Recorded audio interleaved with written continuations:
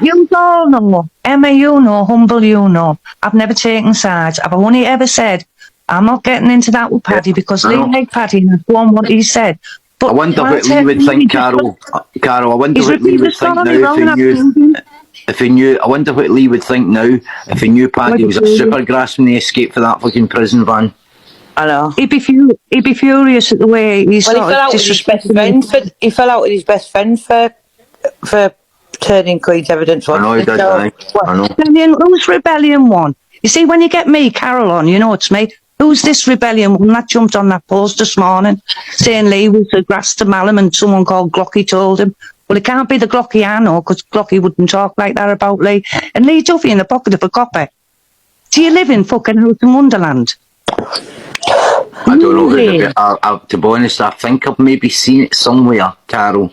And guys, for anybody just tuning in, Carol Duffy is, well, I'm going to Carol Edwards. Obviously, people that want to talk to Paddy, they've come on here. It's only the second time I've come on live. And it's because I'm annoyed this morning. I really am annoyed. You'll notice, Carol, that most of the people that Conroy's blocked is the people coming out of our chat. And as you've seen with Brian's live, a couple of lives we've done, at the end of the day, Paddy's been out as a supergrass, right? And I told him if he tries to put me in court, I will subpoena his ex-wife Maureen's interdicting everything he got out in the kids. Yeah, that's a fact. Because he's out there calling me a liar. Then he wants me to put the evidence out there and then knowing, fine, I can't then use that in my defence. He thinks he's clever, but he's not clever enough. I don't know what he expected to happen this morning by that. Was I supposed to jump on and go, oh, Brian Cockles, Connelly Duffy, a liar, a bully? Oh, no, I can't have that. Oh, I'll have to jump on and do that. Don't call me Anna Connelly. She's the one that sits there, my bib wouldn't do no wrong. You know what I mean? I live in the real world. I know what Lee was. I know what he was capable of. I know what he thought at the beginning, what he wasn't going to do, how things change, and I know how it ended up. I live under no illusions. So you can't hurt me. You can't hurt me. It's trolls when they come on the inboxes with all the vile stuff.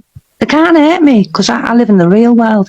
But the message to Paddy Conroy and anybody who's following him, you start trolling me for speaking the truth and speaking my mind to Paddy.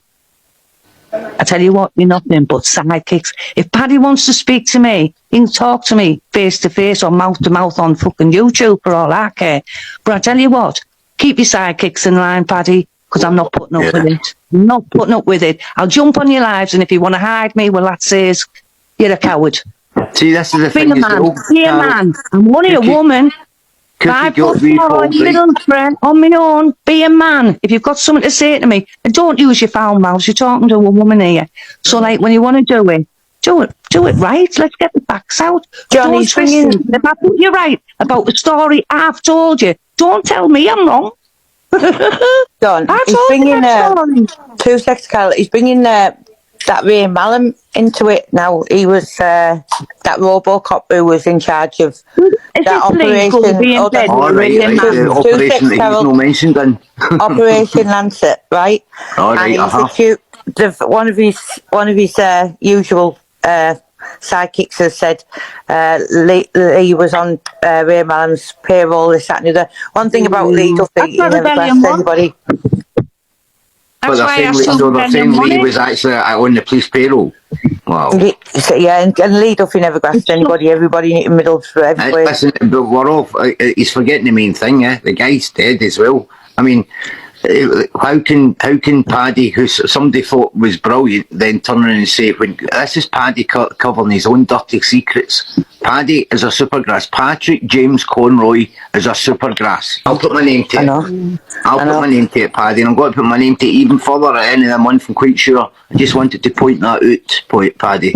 The way you're speaking to women. Now, everybody, if a woman comes on and calls you all the bastards, cunts and that of the day, they can get it back, right? But if somebody's come on, like Carol, come on there and speak about manners, you don't deserve to get spoken back to. He called me to it by putting my name on. What did you want me to do? Say, oh, I'm going to get up the cockles now. They call Lee Duffy a bully. Well, I'd be fighting half the town, wouldn't I? Aye. I'd be fighting half of the North East. You know what I mean? Anybody at the top of their profession to do with the criminal underworld has got there by intimidation and bullying. There's no other way to get there. I'm sorry. You don't shake hands and say, can I take you need to be shrewd as fuck or you don't get anywhere in it. So. Yeah.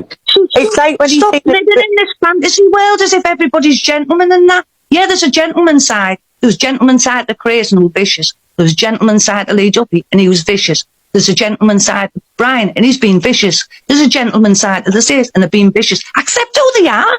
Stop painting pretty pictures. Live in the fucking real world. You're not right. The difference is, Carol, see, when we're out here trying to protect his ex-wife, yeah, like the one that's just left him, and we're telling people don't, because she's a lovely woman, right? He's out then attacking Flossie Joke. Flossie Joke's miss, Cookie gets recalled.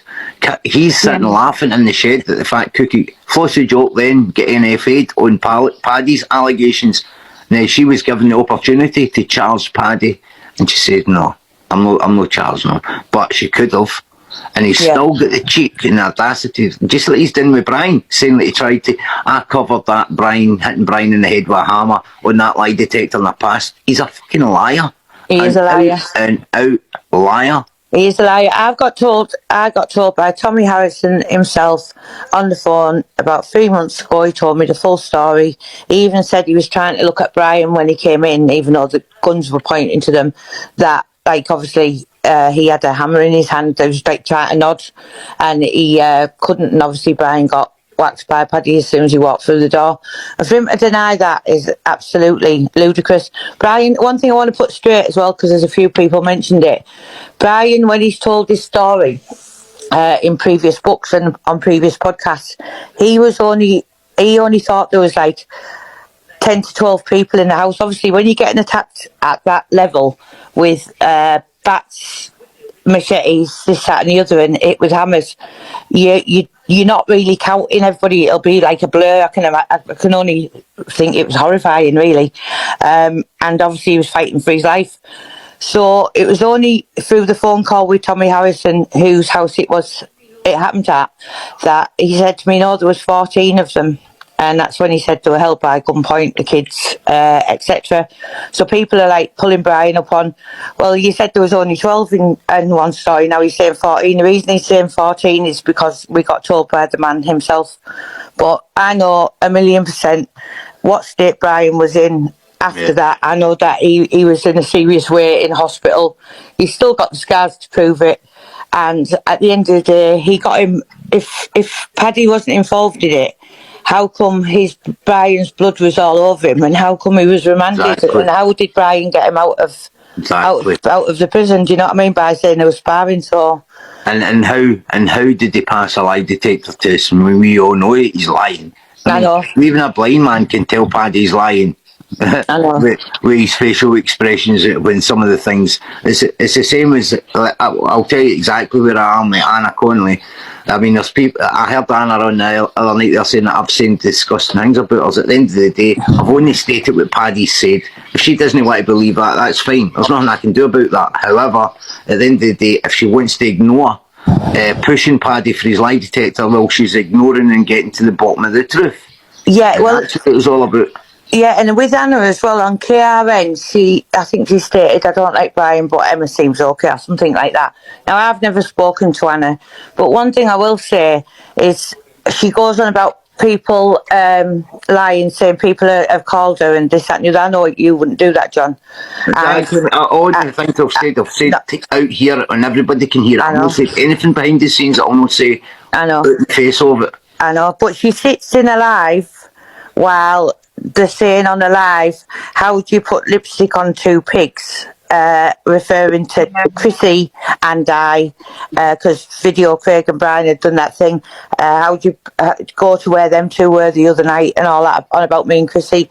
She sits in a chat while Daniel Bell and all the rest of them. She portrays to be a God-fearing person. I'm sorry. I know, and they're calling women, and the way that I've been called in that live, and she's sent bigged the people up and said, hi, how you doing, and all that. So for me, that's not Christian neither. Also, I said to Anna, because I didn't know the full backstory, I'd never heard of a guy leading the charge at a murder. I heard that any guy leading a murder. Bear in mind, Keith Felton was also David Glover's police handler with Paddy, and you've got the same leading detective moving in, actually in the house with Anna. I'd never heard of this. So when Paddy had said that Keith Felton had moved in on her, I thought he meant in on her as in sleepmare. Yeah. Yeah, there's only one thing, because I've never heard of any moving in. In the UK, I've never heard of any police officer moving in with somebody's. It's just been man's just been. I've never heard of it in my life. Hang on, you just said she had a couple move in with her. Yeah, Keith Felton actually moved in stayed in. And now, the way I heard it from Paddy's lips was I thought he was in sleeping with her. I'd be run out of town if I'd done that. I'd be run out of fucking town in Middlesbrough if I moved in with a copper after Lee died. I'd be done it. So you've got you've got David Glover making a statement saying Michael Sayers murdered Viv Graham, but then you've got David Glover coming out and saying, yeah, Paddy made the same deal with fucking being a Supergrass as I did, and it was Paddy that told me to pin the murder of Viv Graham and Michael Sayers, and he also told Mike, and Dave, tell what else he said to Davey.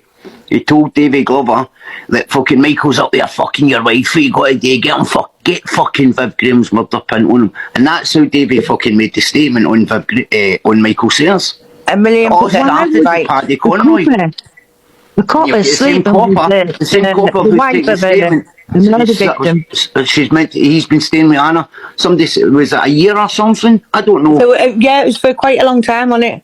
It wasn't just the first night or two to make sure. It wasn't like parked outside the house. I don't think it was like... The corruption here is fucking absolutely crazy. I've never seen anything like it in my life. Well, I can say 1,000,000,000,000% as well. I know the people who've actually seen the paperwork. I just wish I could get it.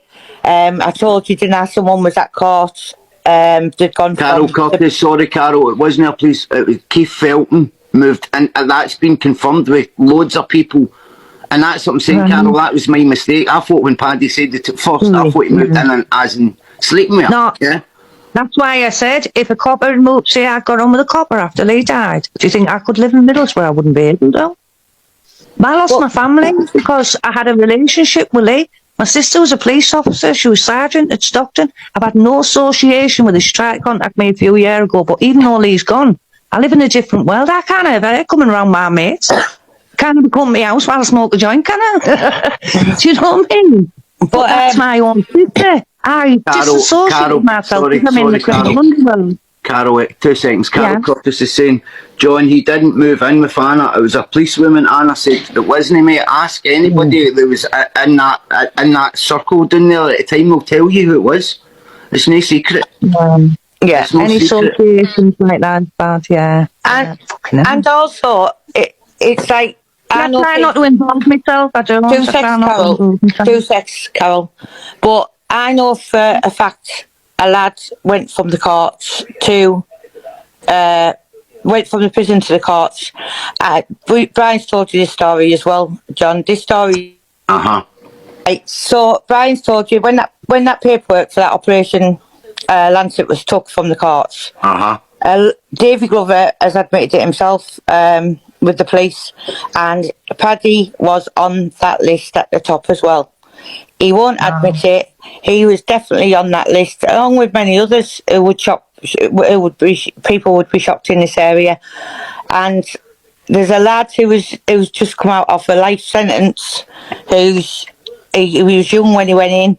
I know that he's seen that paperwork as well because we spoke on the phone while he was in jail, and I'm going to try and get hold of him or approach him because he's still around, obviously, but he's not long out. I'm going to leave it about a month and I'm going to see if I can speak to him. But his name and Davy's name, but Davy admits it, and they're all on there. They've been paid police informers since they were really young, and the police knew a lot of the things they were doing and give them free rein to do so. And Paddy was... named as I'm trying to think of the name because they all had code names on the paperwork. Well, David Glover's name was Adrian Scott. That was his pseudonym. I forget Paddy's. It's there somewhere. Yeah, it's there somewhere. You're bang right, right? And this is where Anna was angry when she said on the podcast it was a policewoman. What she said was, and then she found out that the policewoman was in it as well. What she was meaning was Keith Felton. Then it turned out that it came out that Keith Felton was David Glover's handler. That was where the kind of anger came there.